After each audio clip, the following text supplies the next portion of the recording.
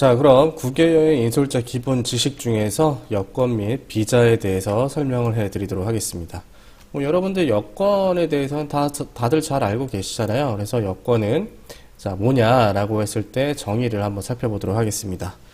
자, 여권은 국외여행을 할 때 반드시 필요하며 각국의 정부가 국외로 출국하는 자국민에 대한 신분이나 국적을 증명하고 상대국의 여행객의 보호를 요청하는 일종의 공문서이다. 그래서 여행 중 분실하지 않도록 각별의 주의를 요한다라는 거죠. 그래서 쉽게 얘기해서 여러분들 여권은 뭐죠? 그렇죠, 여러분들 신분증이죠. 자, 신분증인데 어떠한 신분증이냐? 국제신분증이라고 보시면 되죠. 국제신분증. 자, 국제신분증이고, 자, 그러면 여권의 필요성과 용도를 한번 살펴보도록 할게요. 자, 국외 여행객의 여행 허가증으로 국외에서 신변의 보호 및 편의를 요청하는 공식 문서로 사용된다라고 했고요. 입국 사증인 비자를 신청하거나 발급 시에도 필요한 문서이고요. 그 다음에 입출국 수속 시에 반드시 또 제시를 해야 되는 그 여행자 수표고, 여권이고요. 이 여행자 수표 때문에 제가 또 헷갈렸네요.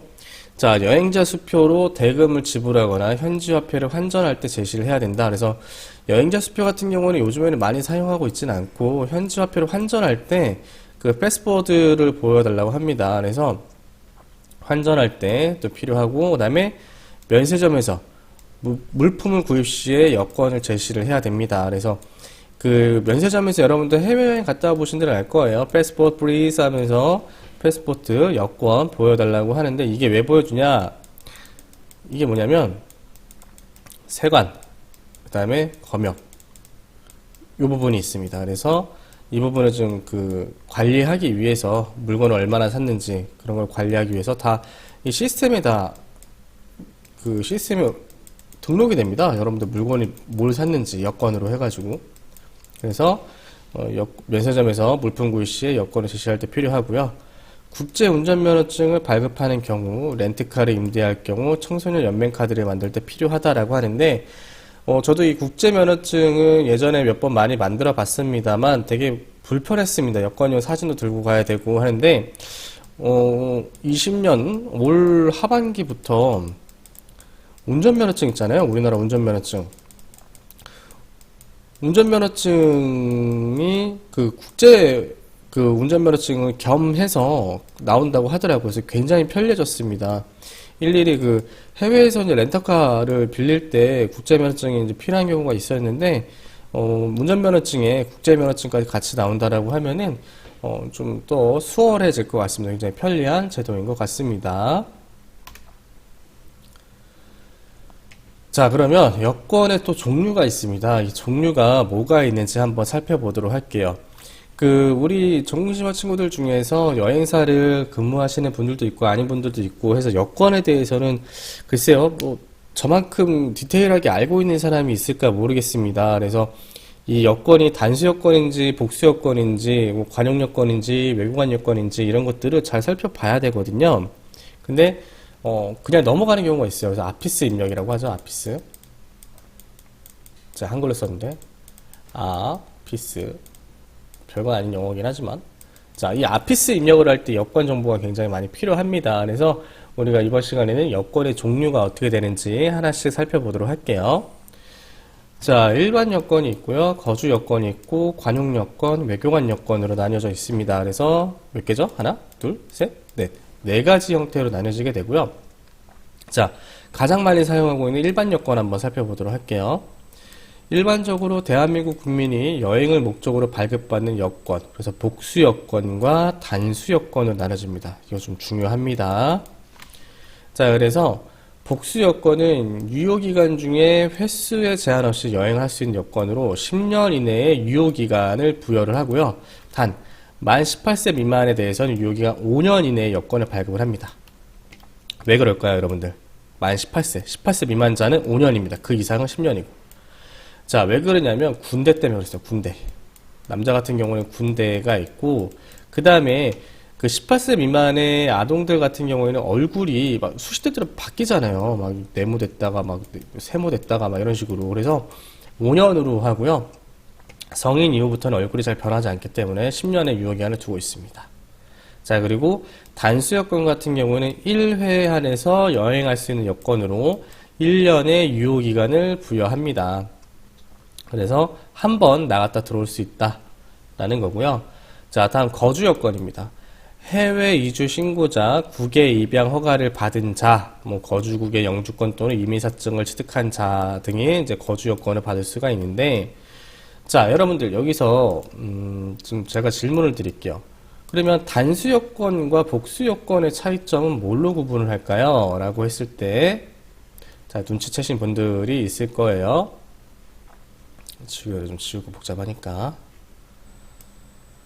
자, 단수 여건과 복수 여건의 차이는 뭐냐면요. 바로 요 PM이냐, PS냐, 요 두 개로 구분이 됩니다. 그래서 PM이면은 5년 또는 10년짜리 복수 여건이고, PS는 1년 미만의 단수 여건이다. 이거를 보실 수가 있습니다.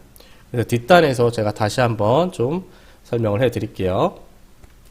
자, 그리고 우리나라 여권 디자인이 좀 바뀌었죠. 과거에는 요러한 여권 디자인이었다라고 하면은, 이런 여권 디자인이었다라고 하면은, 이제 2020년 하반기부터 적용이 되는데, 자, 일반 여권, 관용 여권, 외교관 여권 색깔이 이렇게 디자인이 좀 바뀝니다. 그래서, 조금 더 세련돼진 것 같아요. 개인적으로. 저는 이제 여권 유효기간이 좀 많이 남아서 2017년도에 갱신을 한번 해가지고 많이 남았는데, 좀 다시 한번 좀 갱신해보고 싶은 그러한 좀 욕구가 생깁니다. 그래서 전자칩도 이쪽 원래 여기 있었는데 이쪽으로 바뀌었고요. 그 다음에 뭔가 이게 태극 무늬를 형상하는 이런 것들이 딱 봤을 때 굉장히 좀 많이 이쁩니다. 그래서 이런 것들이 좀 있다라는 것들을 좀 말씀을 드리고, 자, 여러분들 제가 문제를 하나 좀 낼게요. 자, 아까 단수 여건이랑 복수 여건을 제가 설명을 해드렸잖아요. 자, 그러면 문제입니다. 단수 여건을 발급받고 한국을 출발해서 중국, 일본, 태국을 여행하고 다시 한국으로 돌아올 수 있다, 없다? 자, 어떨 것 같습니까? 자, 단수 여건은 1회에 한해서 해외를 나갔다 올 수 있고요. 한해서 해외를 나갔다 올 수 있고 1년의 유효기간이 있습니다. 자, 이거는 좀 만나서 제가 좀 질문을 드리고 싶었던 내용인데, 자, 우선은 제가 먼저 답을 좀 알려드릴게요. 자, 정답은 5입니다. 자, 다시 말씀드리자면 단수 여건을 발급받고 한국을 출발해서 중국, 일본, 태국을 여행하고 다시 한국을 돌아올 수 있다라는 겁니다. 즉 무슨 말이냐? 단수 여건은 1회에 한해서 한국을 나갔다가 다시 들어올 수 있는 겁니다. 그래서 이게 한국이라면 뭐 중국, 일본, 태국, 그래서 만약에 중국을 갔다가 다시 한국으로 돌아와서 그 여권을 가지고 다시 일본은 못 갑니다. 근데 그게 아니고 중국을 갔다가 일본을 갔다가 태국을 갔다가 다시 한국을 돌아왔다. 그러면은 1회 왕복인 거잖아요.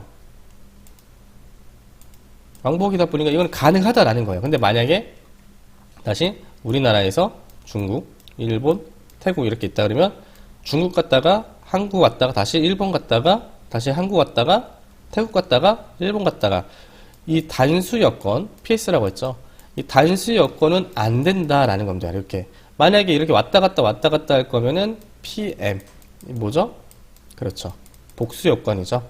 복수 여건으로 갔다 오시고 대신에 단수 여건으로는 우리나라에서 중국 갔다가 일본 갔다가 태국 갔다가 다시 우리나라 올 수 있는 요거는 가능하다.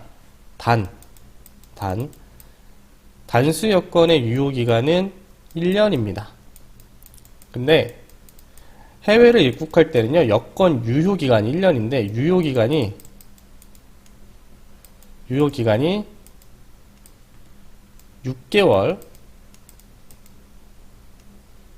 6개월 이상 남아 있어야 된다라는 걸 제가 좀 미리 또 말씀을 드립니다. 자, 뭐 여러분들도 잘 아시겠지만 여권 정보입니다. 그래서 내용을 한번 살펴볼까요? 여기 잘 안 읽어보시는 분들 계시는 것 같은데, 자, 귀하의 안전을 위해서 해외여행 전 외교부 해외여행 안전 홈페이지를 방문해서 하고 가능합니다. 그래서 요거 좀 나중에 설명할게요. 자, 아피스 정보라고 하죠. 아피스 정보라고 하는데 하나씩 살펴보도록 할게요. 자, 제가 여러분들 이 여권을 봤을 때 단수 여권이냐 복수 여권이냐를 구분을 하실 줄 알아야 됩니다. 인솔자고 또 관광을 전공했다라고 하면은 그럼 무엇을 볼 수 있냐? 여기다가 흐리긴 하는데 종료 타입이라고 되어 있습니다. 타입. 여기에 지금 뭐라고 되어 있죠? PM으로 되어 있죠. 자, PM으로 되어 있으면은 복수 여권이에요. 보나마나. 근데 여기가 만약에 줄개로 다시 지우고요. 아이고.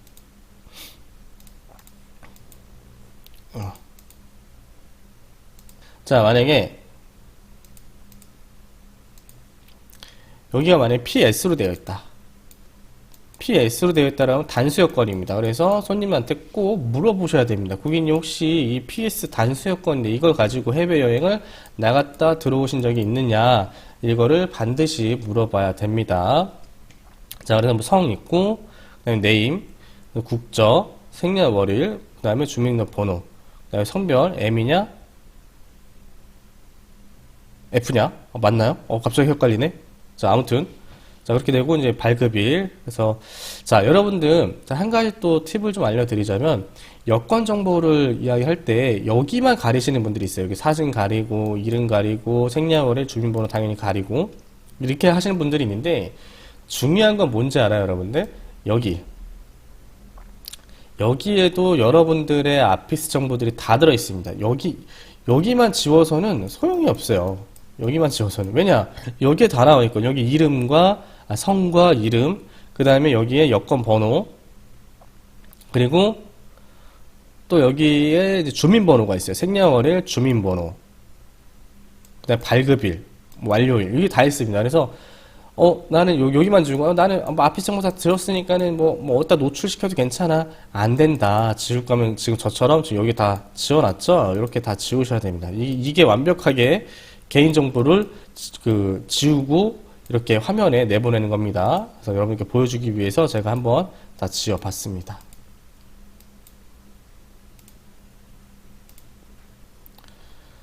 자, 이렇게 되고, 자, 그러면 각각의 이제 여건에 대해서 살펴보고 있는데, 관용 여건에 대해서 한번 알아보도록 하겠습니다. 자, 관용 여건은 국가의 공적인 일로 해외 출장을 가거나 여행할 때 발급되는 여건입니다. 그래서 주로 공무원, 공공기관, 그다음 한국은행 및 한국수출은행 임원 및 직원으로서 공무로 국외 여행하는 자와 그 관계기관이 추천하는 그 배우자, 그 다음에 27세 미만의 미혼인 자녀 및 생활 능력이 없는 부모한테 그 관용 여건이 발급이 됩니다. 그래서 관용 여건을 왜 그 배우자까지 발급을 하는지는 잘 모르겠습니다. 그래서 대한민국 재외군과 업무보조원과 그 배우자 및 그 미혼인 자녀, 뭐 이런 분들이고, 그 다음에 외교부 소속 공무원 또는 외무공무원법 제31조 규정에서 재외군간에 근무하는 공무원이나 현역 군인, 그 가사 보조를 위해서 동반하는 사람들까지, 그 다음에 뭐 전현직 대통령, 국회의장, 대법원장, 헌법재판소장, 국무총리, 외교부 장관과 본인, 그 다음에 그 배우자, 그 다음에 27세 미만의 자녀가 있는데, 자, 그러면은 이 관용 여건의 혜택은 뭐가 있을까요? 뭐 일부 국가에서 무비자로 입국이 가능한 혜택이 있습니다. 그래서 이거는 우리가 좀 이따가 이제 비자 관련돼서 제가 설명을 해 드릴 거고요. 그다음 출입국 심사가 간편합니다. 왜냐? 국가에서 보장하는 공무를 위해서 오는 사람들이기 때문에 일반 손님들이 일반 여권 들고 입국 심사를 할 때보다는 출입국 심사가 굉장히 좀 간편합니다. 그래서 땅땅 도장 찍고 들어가세요라고 하는 그 출입국 심사가 굉장히 좀 간편하다라는 것들을 알 수가 있습니다. 자, 다음 외교관 여건인데요. 자, 관용 외교관 여건은 공무상 국외여행의 경우에만 발급이 되고요. 발급 대상자의 가족 경우에는 공무상 등 이렇게 발급이 되는 건데, 자, 일단은 좀 한번 살펴보도록 할게요. 외교관 여권. 자, 특명 정권 대사, 국제올림픽위원회 본인, 그 배우자 및 그 27세 미만의 미혼인 자녀, 생활 능력이 없는 부모가 발급 대상이고요. 외교부 소속 공무원의 배우자, 그 다음에 뭐 아까 이야기했습니다. 그래서 외교부 소속 공무원이 공무로 구개를 하는 경우에 하나요, 외교관 여권이 발급이 되는데, 자, 이 외교관 여권이 혜택이 좀 있습니다. 그래서 외교관 여권 혜택을 보면은 공항에 VIP 의전 서비스가 있고요.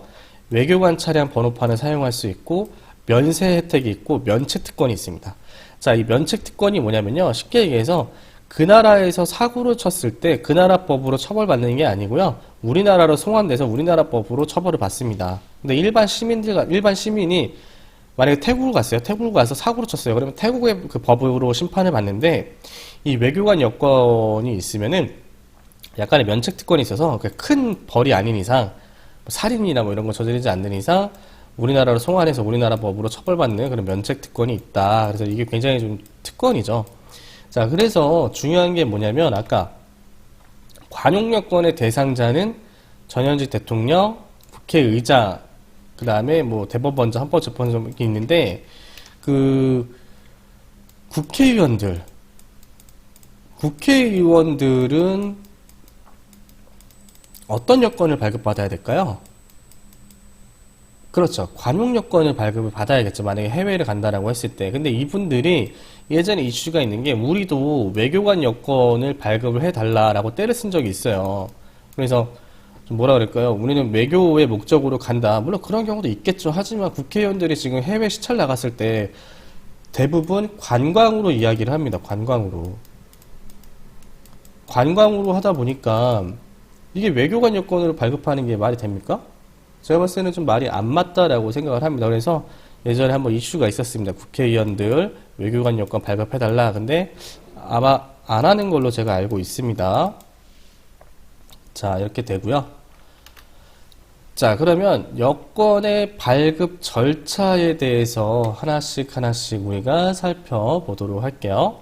자, 그래서 뭐 일단은 증명사진을 이제 촬영을 해야 되고요. 그 다음에 구청 또는 시청 그 민원 여건과를 방문을 해서 여건 시청서를 작성을 하고요. 한 5일에서 6일 정도면 여건이 나오는 것 같아요. 한 5일 정도? 한 4일? 빠르면 4일? 빠르면 3일? 이렇게 나오는 것 같은데, 자, 이렇게 해서 여건을 수령을 하게 됩니다. 자, 그러면 여권용 사진을 어떻게 촬영을 하는지 우리 다 알고 있지만, 그래도 우리가 국외여행기술자의 기본 지식이잖아요. 하나하나씩 살펴보도록 할게요. 자, 표준 사진으로 가로 3.5cm, 세로 4.5cm인 천연색 상반신 정면 사진이어야 합니다. 그래서 머리 길이는 정수리부터 턱까지 3.2에서 3.6이어야 됩니다. 즉 뭐냐, 여자분들은 머리를 묶으시라는 겁니다. 자, 그래서 헤어스타일, 그리고 여권 발급 신청이 6개월 이내에 촬영된 사진이어야 되고, 헤어스타일로 인해서 머리카락, 눈썹이 가리더라도 머리카락 사이로 양쪽 눈썹 윤곽 형태가 명확히 확인할 수 있어야 됩니다. 그러니까 즉 뭐냐, 이목구비가 명확하게 보여야 됩니다 라는 겁니다. 그래서 지금 보면은 여기 머리 정수리부터 턱까지의 길이가 3.2에서 3.6 정확히 지켜져야 된다. 그래서 얼굴이 작은 사람이든 큰 사람이든 간에 요 안에, 요 테두리 안에, 그러니까 요 테두리 안에 들어와야 된다라는 겁니다. 그리고 이목구비가 뚜렷해야 된다라는 거고, 자, 품질 및 배경으로 봤을 때는, 자, 일반 종류의 인쇄된 사진은 사용할 수 없고, 인화지에 인화된 사진으로 표면이 균일하고 잉크 자국이나 구겨짐이 없이 선명해야 됩니다 라고 이야기를 하고 있습니다. 그래서 포토샵 등으로 수정된 사진은 사용할 수가 없다. 그래서 저품질, 이렇게 좀 약간 흐릿한 사진, 그 다음에 부적절한 조명, 밝기가 지금 너무 이렇게 밝기가 너무 밝죠. 이런 것도 안 되고, 그 다음에 그림자, 이게 지금 조명을 지금 잘못 설치한 건데, 조명이 아마 이쪽으로 이렇게 내려 센 것 같아요. 이쪽으로 내려 써서 이쪽이 지금 그 그림자가 발생이 됐는데, 이러한 것들은 여권용 사진으로 만들 수가 없다. 그래서 여기 보면은 또 그게 있어요. 접목 형상. 요즘은 많이 없는데, 이렇게 접목 형상, 이렇게 눈에 프레시 터지면 이렇게 빨갛게 보이는 거 있잖아요. 이런 것도 안 된다. 이런 것들을 좀 설명을 하고 있습니다. 자, 그 다음에 얼굴 방향에 대한 모습인데요. 일단은 얼굴과 어깨는 정면을 봐야 되고요. 측면 포즈 불가합니다. 그래서 이렇게 옆으로. 이런 거는 여러분들 그 이력서에 많이 하시죠? 이력서에 많이 하시는데 안 된다라는 거고요. 그 다음에 입은 다물어야 되고 찡그리지 않은 자연스러운 무표정.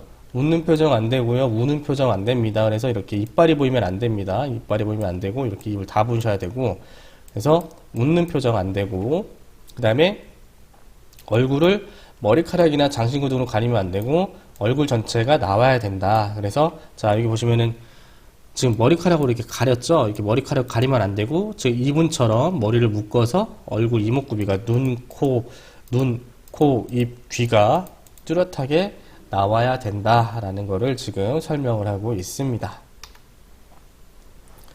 자, 다음에 그 눈동자 안경. 그래서 안경을 쓰면 안 되는데 안경을 쓰고 발급한 사람 있는 것 같은데. 자, 아무튼 이거군요. 머리카락, 안경테 등으로 눈이 가려지면 안 된다는 거죠. 이목구비가 뚜렷하게 나와야 되고 접목 현상. 이게 뭐죠, 여러분들? 네, 그렇죠. 그러니까 눈이 있으면은 이게 빨갛게 이게 접목 현상, 플래시가 잘못하자고 이렇게 빨간색으로 보이는 거 있잖아요. 이런 사진 사용할 수 없다라는 겁니다. 그 다음에 유색의 미용 렌즈, 칼라 렌즈 안 되고요. 선글라스 사용할 수 없습니다. 왜? 눈동자 안 보이니까요. 그리고 눈동자 및 안경 렌즈에 빛이 반사되지 않아야 됩니다. 라고 이야기를 합니다. 자, 다음에 의상이랑 장신구인데요. 자, 한번 살펴보면은 배경과 구분이 되지 않은 흰색 의상은 착용을 지양하되 연한색 의상을 착용한 경우에 배경과 구분이 되면은 사용이 가능합니다. 지금 보시면 여기 수녀님 뒤에 배경이 연하잖아요. 그래서 배경이 구분이 가능하죠. 자, 그 다음에 종교적 의상은 일상생활 시 항상 착용하는 경우에 한해 허용이 되면서 얼굴 전체가 나와야 됩니다. 그러니까 즉 종교적인 복장, 일상복으로 입었을 때는 상관이 없습니다. 그리고 모자 등으로 머리를 가리면 안 된다라고 설명을 하고 있고요. 목을 덮는 티셔츠, 스카프 등은 얼굴 전체 윤곽에 가리지 않으면 착용이 가능하다. 귀걸이 등의 장신구로 착용하는 경우에 빛이 반사되거나 얼굴 윤곽에 가리지 않아야 된다. 자, 그래서 뭐냐면 자, 귀걸이 착용해도 되는데 이렇게 빛 반사가 되면 안 돼요. 그러니까 여기 보죠. 장신구는 빛 반사가 됐죠. 지금 이렇게 이제 빛 반사가 됐습니다. 이런 거 안 된다라는 거고 이렇게 모자 쓰는 거 안 된다. 자, 그러면 여기 종교 의상 스님이라든지 뭐 수녀님이라든지 신부님들 종교 의상 착용 가능한데 단 이렇게 이목구비가 뚜렷하게 다 나와야 됩니다. 이거를 지금 이야기를 하고 있습니다. 자, 다음 영화용 사진을 한번 좀 보도록 할까요? 자, 그 영화 24개월 이하를 보면은 참 어린이들 사진 찍기 힘듭니다. 그래서 뭐 여러 가지 방법을 동원해서 사진을 찍는데 일단은 모든 기준은 어른과 동일합니다. 근데 자, 살펴볼까요? 정면 미응시. 지금 이게 지금 이쪽으로 지금 시선을 보고 있거든요. 그래서 정면을 보지 않으면 안 된다라는 거고 똑같죠. 입 벌리는 거 안 됩니다. 입 벌리는 거 안 되고 자, 그 다음에 아이가 너무 우니까 인형을 좀 줬네요. 근데 인형이 이렇게 나오면은 안 된다.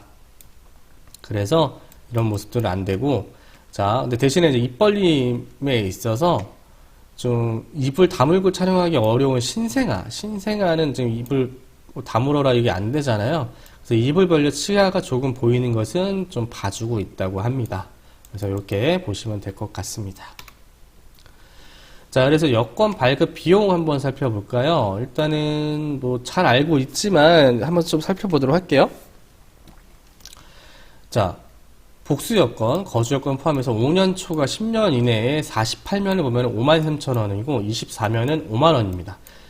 자, 그리고 이제 5년짜리 여권에 45,000원, 42,000원. 그래서 48면, 24면 이렇게 있는데 자, 여러분들 보통 보면은 제가 봤을 때 48면에 5만원짜리 24면짜리를 쓰시는 분들이 있더라고요. 근데 여러분들도 아마 계실 것 같은데 저는 웬만하면 48면을 사용하라고 합니다.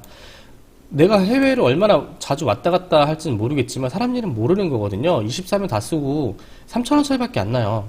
3,000원 차이밖에 안 나는데 요거 비용 아끼겠다고 또 24면을 신청을 했다가 또 추가로 또 갱신하러 왔을 때 추가 금액이 또 발생이 되거든요. 그래서 웬만하면 48면으로 발급하는 게 좋겠다라고 추천을 해드립니다. 그 다음에 단수 여권은 2만원, 그 다음에 여행 증명서도 2만원 이렇게 됩니다. 그래서 이렇게 되고, 자, 오랜만에 보실 겁니다.